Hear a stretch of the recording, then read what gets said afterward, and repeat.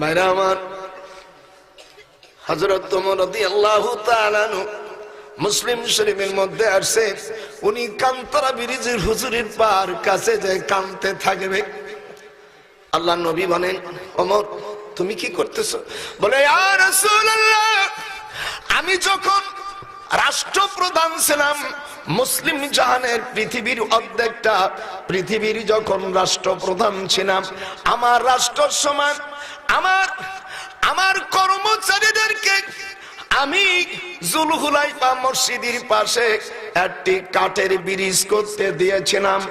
আমার কর্মীরা ভুল ক্রমে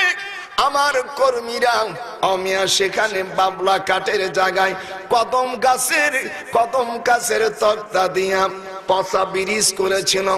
একটা কুকুরের ছানা পাও নষ্ট হয়ে পরে আমার বিরুদ্ধে মামলা দায়ের করেছে। সেই মামলা যদি আজ আমি আসামি হয়ে যাই, আমি আল্লাহর সামনে আমি জবাব দিতে পারবো না। সেই জন্য আপনার পার কাছে এসেছি। যারা নেতা হবেন 5 বছরের জন্য, যে কয় বছরের জন্য আপনার ক্ষমতা থাকতে যদি আপনার ক্ষমতার ব্যবহার যদি অপব্যবহার হয়ে যায়, আল্লাহর কাছে জবাব দিতে হবে। কুল্লুকুম রাইন ওয়া কুল্লুকুম মাসউলুন আন রায়াতিহি।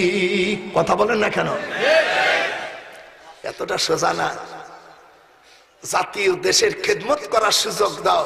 খেদমতটা যদি তোমার ত্রুটি হয়ে যায়, তোর খেদমতের সময় যদি, ক্ষমতার সময় যদি একটা বিড়াল যদি না খেয়ে মারা যায়, ও নেতাজি তোমাকে আল্লাহর কাছে কৈফিয়ত দিতে হবে।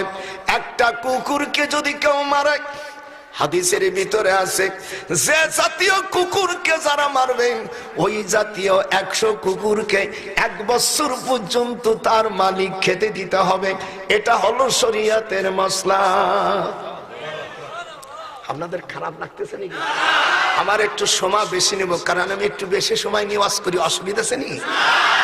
আবার কয় হুজুর শীতের সময় কিছু কত গানের খোলায় বসে থাকো।